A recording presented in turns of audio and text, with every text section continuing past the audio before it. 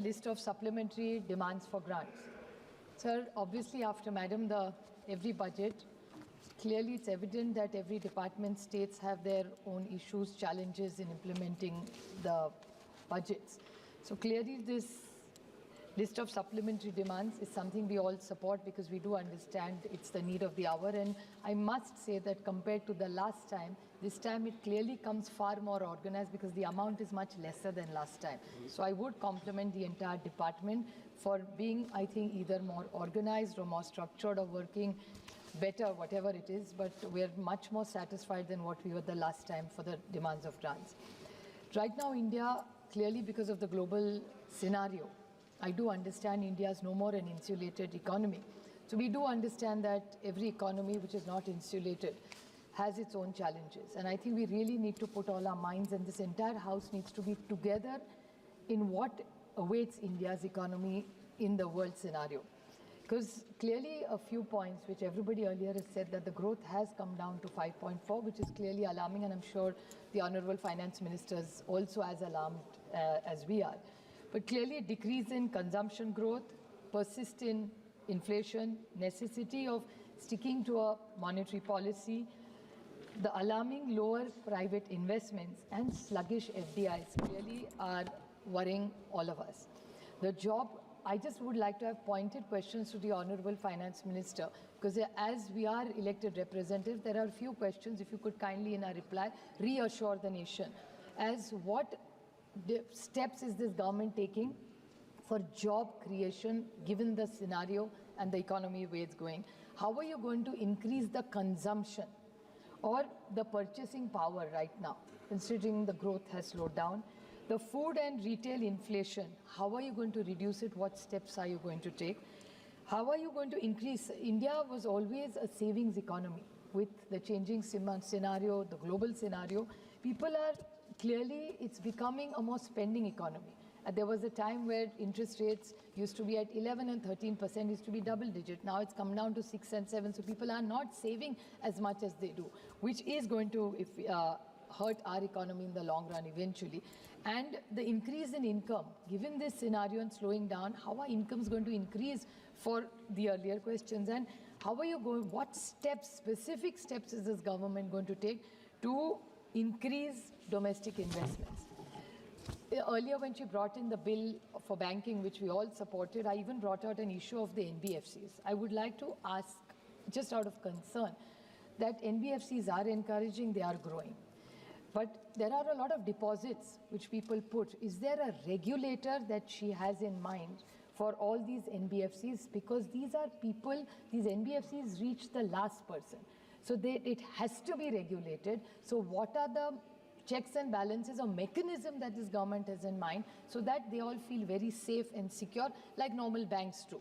So that's my first question. The other question I'd like to ask the Honorable Finance Minister is, we have a huge unorganized sector in this country. So even in today's reply, in the morning, there was a reply given by the government that they are trying to consolidate the entire unorganized sector and bring them under some protection scheme, that all the schemes that are done by the government of India are supported. It's called some 21-point program that this government has started. So if there is a huge unorganized sector even today in India, how are you going to consolidate, and is there a timeline for it? Because today you have said you've got about 30 crore people under that scheme, which is not clearly covering all the unorganized sector. So what steps are you doing? And there has to be a timeline. I am not taking away from the intention of the government that you really want to take everybody, which is including the gig workers, the domestic help, all these are even today unorganized. So do you have a plan to bring every Indian who fits in the unorganized sector to come into an organized sector which will eventually help our economy? The fiscal deficit, which a lot of people have spoken about me, but I would like to ask her about, is that you keep talking about a $5 trillion economy, which a size of our economy will reach $1 trillion quite easily. I don't think whether they were in power or we would reach $5 trillion economy just because of the size of our country. But if you have to look at the fiscal deficit, one way of is to print more notes. If you print more notes, clearly the inflation will go up. Tax is increasing, you're saying more people are coming in the tax. But what specific steps are you taking? Because whatever numbers are showing that the foreign borrowing has substantially gone up in this country. So how is this government going to manage this fiscal deficit the way the global scenario and India's economy slow down? How are you going to push growth? And the current account deficit, this is another very important question, because exports have gone down and imports have gone up. So if one side you have exports going down, imports are increasing. So how is this current account deficit going to be managed given the global scenario? I'm not blaming you for imports going down. I do understand, no, I'm not an economist, but I do understand that much, that given the global scenario, the exports have gone down. So what steps is the government going to say? Because I think the entire reply of the Honorable Finance Minister will give the confidence to this country which it lacks right now because of the war going on. What we hear, President Trump's administration is going on about tariffs. These things come into newspapers and it clearly affects the markets. I would like to highlight one very important point which has alarmed me personally. The Honorable yesterday in his reply, the Honorable Prime Minister talked about an 11-point program. I welcome that 11-point program. He made one very important point in it where he said that we want zero corruption in this country. I support him wholeheartedly if he really walks the talk. My question to him is, he in 2014 had mentioned that we will work with Switzerland and bring every penny of black money which is in Switzerland back to India. I don't want to get into that 15 crore wala. I'm not getting into that. I'm saying something 15 lakh. I want to make a more serious point in this. I'm not doing a political point here at all. My point is, in the newspapers in the last few weeks, there's an issue about taxation about Nestle. I don't care whether it's Nestle. For me, Next is as X factor, as we can call it. It's not about the company, the point I'm making. We in Switzerland had a very good relationship for decades. We have worked with them. You have talked about economic issues with them, bringing black money from there, all that. So you had committed to the nation that we will work closer with Switzerland and get all that information and bring that money back to this country. My question to this government is, they were a most favored nation for Switzerland with this entire run-in with the Nestle company. And after that, when Nestle was, in 2 minutes I'll miss it. It's a very important issue and nobody else has raised it so far, and it's really important, I feel. So in this Nestle issue, it's not about the company alone. The health minister has confirmed that the Nestle report does not show anything bad about the Nestle product. So they have given them a clean sheet in simple language.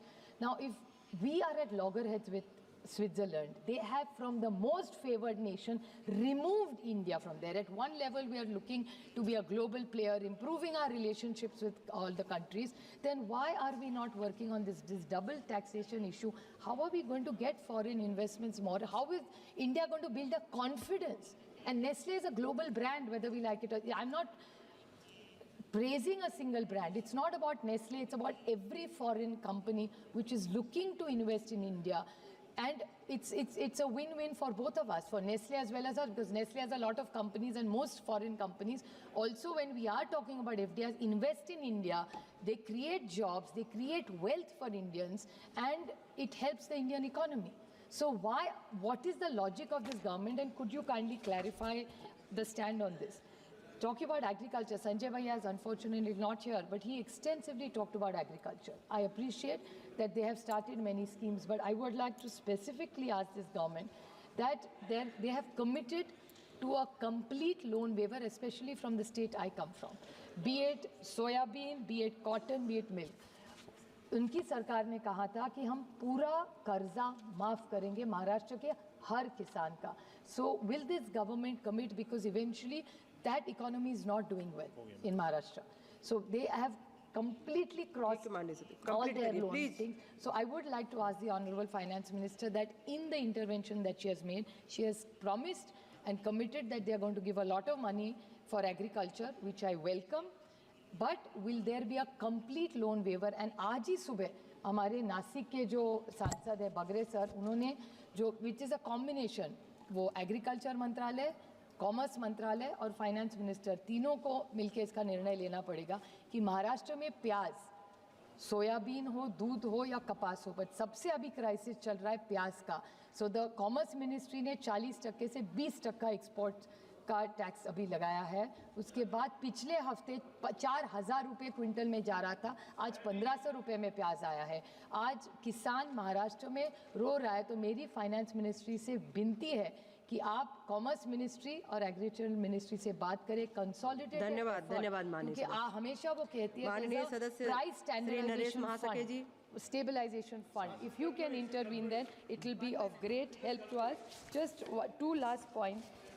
You have even asked for money for census and surveys in this thing. My question, no, chalu hai. In this budget, now this government talks about